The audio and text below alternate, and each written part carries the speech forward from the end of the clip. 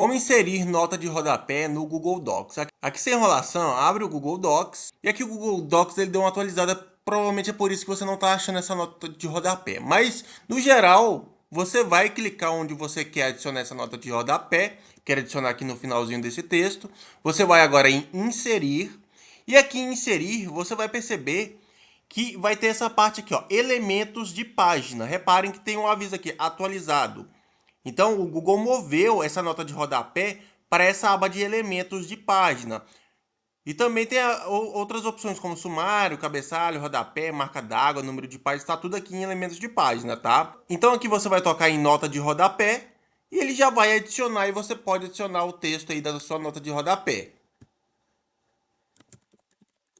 E aqui vocês viram que adicionou de forma bem simples. É só lembrar, vai em inserir e agora em elementos de página que vai ter a opção nota de rodapé, ok? Foi!